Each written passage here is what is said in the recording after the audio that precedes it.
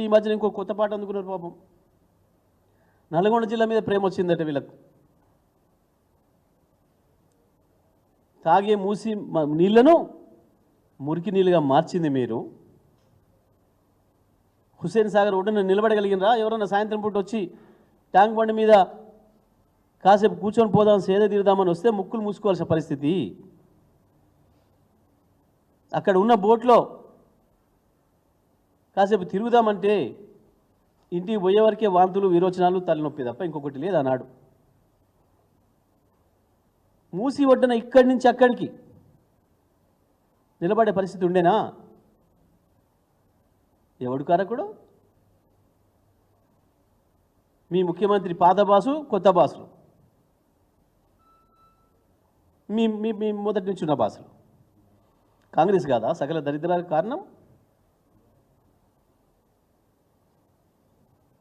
ఉమ్మడి నల్గొండ జిల్లాతో పాటు ఈ రాష్ట్రం మొత్తానికి ఫ్లోరోసిస్ తెచ్చిన పాపం మీదే కదా. తీద్దామా?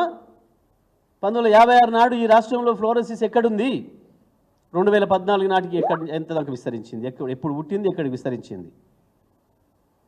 1970 ప్రాంతంలో మీరు చేసిన పాపం వల్ల మునుగోడులో మొదలైన ఫ్లోరోసిస్, బాట్లపల్లిలో మొదలైన ఫ్లోరోసిస్ నెమ్మదిగా మునుగోడును, దేవరకొండను, ఆ నుంచి ఉమ్మడి నల్గొండ జిల్లాను, మొత్తం తెలంగాణ రాష్ట్రాన్ని కబలించింది.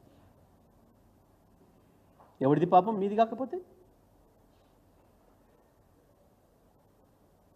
కేవలం 2014లో మాకు అవకాశం ఇస్తే, కేసీఆర్కి అవకాశం ఇస్తే ప్రజలు 6 ఏళ్లలోనే కదా ఫ్లోరిన్ భూతాన్ని తరిమి కొట్టినాం. మూసి నీళ్ళు ఏముండే? 2014 నాటికి ఏ కత్వ దగ్గర చూసినా ఆకాశం అంత ఎత్తు వచ్చిన నురుగు కలుషితాలతోనే.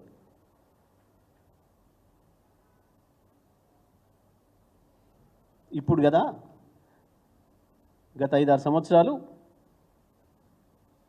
కేటీఆర్ గారు పురపాలక శాఖ మంత్రి అయిన తర్వాత హైదరాబాద్ పైన ప్రత్యేకమైన దృష్టి పెట్టి ఈ మురుగునీటిని ఏ రకంగా ఆపాలి, ఈ కాలుష్యాన్ని ఏ రకంగా ఆపాలి, మీరు పెట్టిపోయిన పరిశ్రమల నుంచి వచ్చిన వ్యర్థాలు నాశనం చేస్తుంటే ఆ వ్యర్థాలని రానియకుండా చేయడం కొరకు మూసీలోకి దానికి ఒక ప్రత్యేకమైన కార్యాచరణ.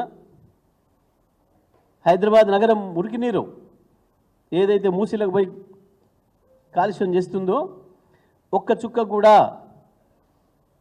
ఒక్క లీటరు కూడా డ్రైనేజీ నీళ్ళు చక్కగా మూసీలకు పోవద్దని చెప్పి దాని కొరకు 2000 MLD మురుగునీటిని పరిశుభ్రం చేయడానికి కావాల్సిన పద్ధతుల్లో మొత్తం ఎస్టీపీల నిర్మాణం జరిగింది కదా.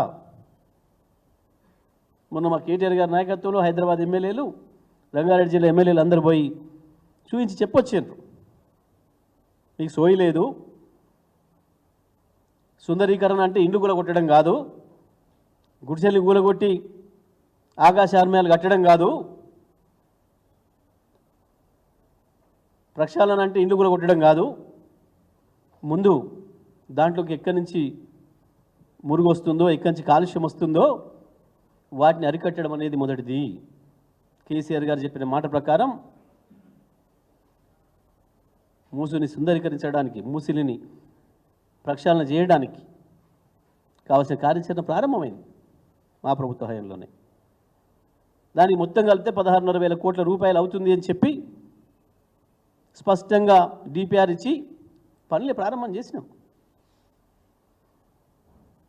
ఇంకా పెద్ద కోతలు. నల్గొండ జిల్లా రైతులకు మంచినీళ్ళు వద్దా? మీ ముఖానికి మంచినీళ్ళు అప్పుడే ఇచ్చినాం. ప్రతి ఊరికి, ప్రతి ఇంటికి మంచినీళ్ళు ఇచ్చినాం. దాంతోనే ఫ్లోరిన్ని పారదోలినాం. ఇవాళ సాగునీళ్ళల్లో మంచివి ఇవ్వాలి, సాగునీళ్ళు కాలుష్యం లేని సాగునీళ్ళు కావాలి. దాని కొరకు కూడా కేసీఆర్ గారు ఆ రోజు ప్రణాళిక చేసినారు. కాళేశ్వరం నీళ్లు ఏదైతే కొండపోచమ్మకు వస్తున్నాయో, కొండపోచమ్మ నుంచి ఉస్మాన్ సాగర్కి, హిమాయత్ సాగర్కి రెండింటికి కావాల్సిన ప్రణాళిక 1,100 కోట్ల రూపాయలతోని ఆనాడు క్యాబినెట్లో ఆమోదం తెలియజేసినాం. ఆమోదించింది క్యాబినెట్. 1100 అంటే 1100 కోట్ల రూపాయలు చాలు ఆ రెండు చెరువులకు నీళ్ళు తీసుకొచ్చి మూసిని మళ్ళీ గతంలో 1956 కంటే ముందు ఏముండెనో ఆ పద్ధతుల్లో పరిశుభ్రమైన నీళ్లను చివరి వరకు పంపడానికి కావాల్సిన పద్ధతుల్లో ప్రక్షాళన చేయడం కావాల్సిన పద్ధతుల్లో అన్ని ఏర్పాట్లు చేసినాం. మేము ఒకటే ఛాలెంజ్ చేస్తూ ఉన్నాం, మీకు చేత కాకపోతే మేము అదే ఖర్చు మీద ఆ రెండు ప్రాజెక్టులు పూర్తి చేయడానికి సిద్ధంగా ఉన్నాం, ఇస్తారా మాకు? మేము కేటీఆర్ గారి నాయకత్వంలో ఆ రెండింటిని ఏదైతే కొండపోచమ్మ సాగర్ నుంచి హిమాయ్ సాగర్కు ఉస్మాన్ సాగర్కు నీళ్ళు తీసుకొచ్చే కార్యక్రమం, అదేవిధంగా మూసి ప్రక్షాళన సుందరీకరణ, ఈ రెండింటిని కూడా 16,500 కోట్లతోని చేయడానికి మేము సిద్ధంగా ఉన్నాం. ఉందా దమ్ము? ఇవ్వండి, మీరు అట్లనే ఉండి మాకు అవకాశం ఇవ్వండి, చేస్తాం మేము. నేను ఛాలెంజ్ చేస్తున్నాం,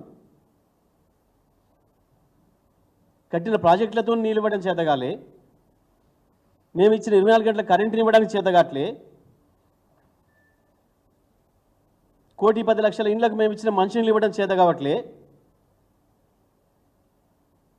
1,50,000 కోట్లతో మూసి సుందరీకరణ చేస్తాడు. ఒకటే మాట నేను సూటిగా అడుగుతున్నాయి, వాళ్ళ తెలంగాణ రైతాంగం ప్రజలందరూ అడుగుతున్నారు, నీకు రుణమాఫీ చేయడానికే డబ్బులు లేవు, నువ్వు ఇచ్చిన మాట ప్రకారం 48,000 కోట్ల రుణమాఫీ చేయాల్సింది తొండి చేసి దొంగ లెక్కలు చేసి 30,000 కోట్లకు తెచ్చి నిండా ఇయ్యాల 15,000 కోట్లు ఇంకా ఇవ్వలేకపోయినావు. 4,000 రూపాయల పెన్షన్ చేస్తానన్నావు, ఇప్పటికి కూడా 4,000 రూపాయల పెన్షన్ ఇవ్వలేకపోయినావు, అదే 2,000 కేసీఆర్ ఇచ్చినా ఇస్తున్నావు. వికలాంగులకు 6,000 ఇస్తా అన్నావు, కేసీఆర్ ఇచ్చిన 4,000 కంటిన్యూ చేస్తున్నావు. పెళ్లి చేసుకునే ఆడపడుచులకు, ఆ కుటుంబానికి తల్లిదండ్రులకు కేసీఆర్ ఇచ్చే 1,00,000తో పాటు తులం బంగారం ఇస్తా అన్నావు, కానీ అదే 1,00,000 ఇస్తున్నావు. రైతాంగానికి రైతు భరోసా ఇస్తా, రైతు బంధు కాదు, 15,000 ఇస్తా అన్నావు, అసలు ఉన్న రైతు బంధే ఉడబిక్కినావు. మొత్తం అన్ని పంటలకు బోనస్ ఇస్తా అన్నావు, ఒక్క వరికే కాదు, వరిలో పండిన ప్రతి గింజకు ప్రతి క్వింటాల్కి 500 బోనస్ ఇస్తా అన్నావు, ఇప్పటికీ ఒక పంట పోయింది రూపాయి ఇయ్యలే, బోనస్ను బోగస్ చేసినావు. ప్రతి పంటకి మిర్చి, పత్తి, పెసర, మినుము, కంది, వేరుశెనగ, మొక్కజొన్న అన్ని పంటలకు ఇస్తా రాసిచ్చినావు, ఎక్కడ రూపాయి ఇయ్యలే. ఎందుకు అంటే పైసలు లేవు, గత ప్రభుత్వం పైసలు మాకు మిగలకుండా చేసిందని మాట్లాడినాం. మరి మూసీకి 1,50,000 కోట్లు ఎక్కడి నుంచి తెస్తావు? చెప్పు సమాధానం. యా నుంచి వస్తున్నాయి మూసీకి 1,50,000 కోట్లు? ఎట్లా వస్తాయి? వీటికి ఇవ్వకుండా, రైతులకు ఇచ్చిన మాట ప్రకారం రైతులకు ఇవ్వకుండా, మహిళలకు ఇచ్చిన మాట ప్రకారం 2,500 స్కీమ్ ప్రారంభం చేయకుండా,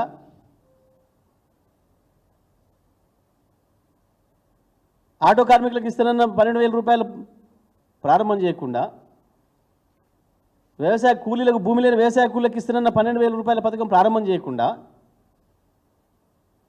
అసలు హాస్టల్లో చదువుకున్న పిల్లలకి అన్నానికే డబ్బులు ఇవ్వకుండా,